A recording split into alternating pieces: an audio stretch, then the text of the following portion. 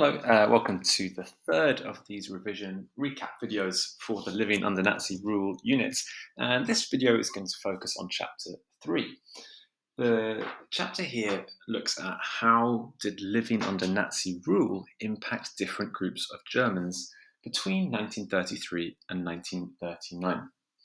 So we're going to look here at what happened for workers, women, young people, and Jewish people living in Germany. And before we get started with that, it's just really important we focus on the dates here. There are two different periods that we look at in terms of experiences of life in Germany under the Nazis. The first one is a 6-year period before the war begins. So everything in this chapter, and anytime you see the dates 33 to 39, that is before the war. Of course, when the Second World War starts, then things change for workers, for women, particularly for Jewish people. Okay, so the first topic here then is what was life like for workers? And the most important point in many ways is that the Nazis were successful in getting German people into work. Before the Nazis got into power, Germany was in this crisis 6 million people unemployed. That's one of the main reasons why so many people were desperate and turned towards this more extreme political party. By 1939, that number was down to basically nothing in relative terms. Now, those numbers could be questioned a bit. Those numbers didn't include Jewish people anymore. Many women had been kicked out of jobs. But still, despite all of those things, ultimately, the Nazis did get a lot of people back into work. And therefore, in many ways, this was a positive time for workers. So many people hadn't had a job. Now they did have a job. What kind of things were they doing? Well, lots of industrial jobs, building things, particularly as Germany and the Nazis rebuild the German army, but also lots of kind of infrastructure, building roadways, bridges, hospitals, schools, that sort of thing. Now, on the flip side, during this time, wages stay the same, but prices of goods went up, and also new taxes were introduced. So, although people were back in work, actually, in terms of how much money they had, they weren't doing particularly well. So, people would have been happy to be in work, but increasingly growing frustrated that their wages weren't going up, whilst at the same time, the cost of living was going up. Prices of things, new taxes, that sort of thing. There are a couple of groups that would be worth you making sure you're comfortable talking about and going away and revising a bit more if you need to. Farmers and small businesses are two groups that the Nazis try to protect. They see these people as natural supporters of the Nazis, as well as kind of real proper Germans in their eyes. And so they introduced new laws to try and protect them in society, try to support them. However, these have limited success, and actually some of them backfire, particularly the new laws that are brought in to kind of control land ownership for farmers.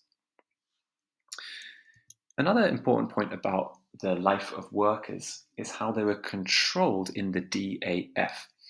This is the Nazi equivalent of a trade union. Remember, of course, the Nazis had banned trade unions in 1933, and they created this DAF. And under this, basically, you didn't have to join, but if you weren't part of the DAF, it was going to be much harder to find a job. When you are part of it and you kind of go along with things, there are lots of benefits. So some classic examples of this are the Strength Through Joy program. So workers and their families would be given discounted holidays and entertainments, quite often allowing people to do things they'd never been able to do before. This was kind of a reward system, a way of thanking people for working hard, but of course also a way to try to manipulate and control people. There's also a program called Beauty of Labour that the DAF promises and commits money to improving workplace facilities, so making places nicer to work. There is some work done here. However, it doesn't necessarily transform the lives of workers certainly in many places in Germany. So we have a bit of a mixed picture here in terms of workers. On the one hand, people are getting back to work. The Nazis are helping their lives in terms of these kind of benefits. On the other hand, perhaps these aren't necessarily kind of transforming people's lives in the way that Nazi propaganda is suggesting. And also there are these downsides that a lot of the policies aren't working. And in terms of kind of the cost of living versus wages, that is not going in the right direction. The second group you need to be able to talk about is women. What was their life like in Nazi Germany in those first 6 years of Nazi power? Now, of course, you'll remember that the Nazis believed the main role of women was to bring children into the world and help prepare them as the future of the country. In the eyes of the Nazis, they thought this and saw this as a positive thing. They saw women as the most important part of society. But of course, this was a very restrictive and traditional view of a woman's role in the world. Some women in Germany really embraced this, were proud of being involved in this rebuilding of the country, liked the kind of position that the Nazis placed them in, and felt like they were on board. Perhaps particularly more traditional groups of women, maybe more middle-aged women, women in the countryside. Others, of course, did not like this idea about what their role was. Of course, there were lots of other things, messages, propaganda, pressures to live traditionally. That included what you should dress like, how you should act, whether you should smoke or not, all these sorts of things. So there were pressures on women to fulfill a certain traditional role in society. Now, the Nazis try lots of different things, um, lots of kind of initiatives to encourage more marriage, to encourage more childbirth, and at the same time to discourage work and to discourage education, particularly higher education. So, a couple of examples, of course, there were those medals that women could get, depending on how many children they had. There were loans that were given out to families, and they didn't have to pay them back if they had 4 or more children. So lots of kind of things, making divorce easier to help people remarry if that was going to increase birth rates. Lots of things to try to form and shape the role of women in society and to fulfill that ambition to increase the birth rate, to build this future generation. So how successful were the Nazis? Well, again, it's a very mixed picture. We have some evidence for and against the idea that the Nazis were successful. On the one hand, marriages do increase, not by a huge amount, but we can see perhaps some of the policies, like those loans, like the encouragements to get married and do your bit for the country, were getting through. On the other hand, the average number of children per couple actually drops a bit. It went up a tiny bit towards the start of the Nazi rule, but then it does start to go down as the 1930s go on.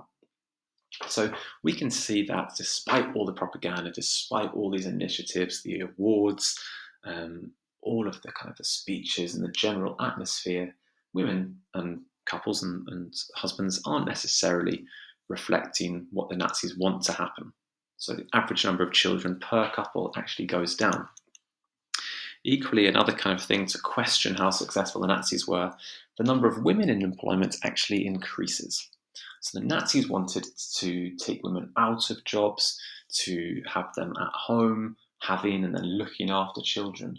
But actually, the number of women that are working goes up in these first 6 years. So the opposite of what the Nazis hoped to see. One area, though, where they were successful, where we can see that perhaps things were changing, were that the number of women at universities dropped quite considerably. And in the Nazi vision of this kind of long-term, 1,000-year Reich, I suppose they were seeing that sort of thing as a sign of progress and a sign that over time they would have more success in changing fundamentally what women did in Germany. Let's move on to our third group. So we're thinking here about the lives of children and teenagers in Nazi Germany Again, a group that the Nazis talk about a lot and do a lot to try to both control as well as shape for the future of the country. Of course, there's a huge amount of manipulation and brainwashing going on here, but also there is some genuine positive attempts, in the eyes of the Nazis at least, to build a country, to build a nation that is going to be great, that is going to be one of the world, if not the world leaders. And so they really care about children.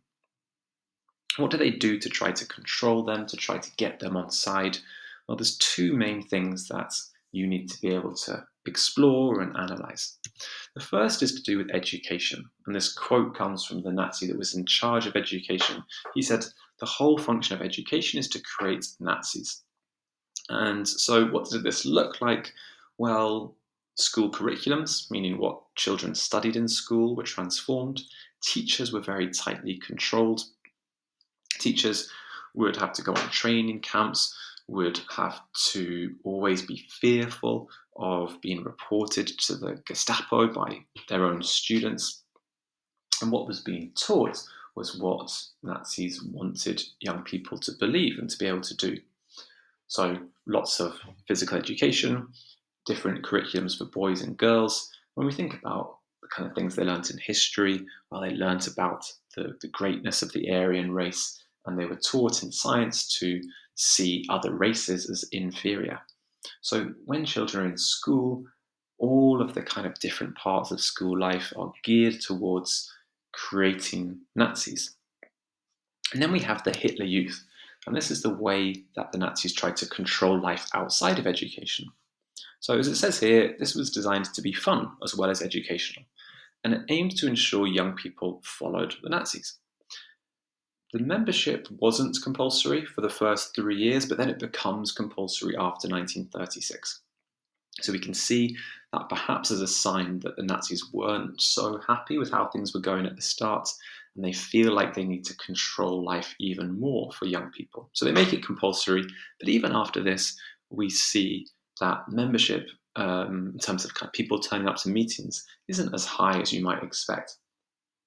It's clear, looking at accounts and sources, that lots of young people loved the Hitler Youth and believed that they were part of something great. They enjoyed the sports, they enjoyed the camaraderie, the holidays, all this kind of stuff. It's also clear that many people resented it. Many young people, particularly teenagers, didn't want to go, didn't go, or only went to enjoy the kind of the free entertainment and didn't actually take on board some of the messages which the Nazis were trying to get through. So, in terms of children and teenagers, we see strong efforts to try and control lives, some of which are undoubtedly going to get into young people's heads and they're going to be brainwashed and manipulated, but also they're not entirely successful in controlling all young people. And as we saw in the last video, there are lots of groups of youth opposition, like the swing kids. Our final group to look at in this video then is what happens to Jewish people living in Germany, Jewish Germans. And again, like I said at the start of the video, it's super important that we remember that not until 1939 does the efforts, the actions which start the Holocaust begin. So here we're talking up until 1939 about growing persecution, but we're just talking about Jewish Germans, not Jewish people from other countries that the Nazis are going to take over in the war. So what happens to Jews during these 6 years? Well, the really key thing to think about is that it's a gradual process. Propaganda, laws, and persecution increasingly damaged lives of German Jews between 1933 and 1939. It's not like straight away in 1933 the Nazis bring in all of their anti-Semitic legislation and lead violence towards Jewish people. It's something which builds and builds over time, gets gradually worse. Jewish people are increasingly excluded from life and they have their livelihoods taken away from them.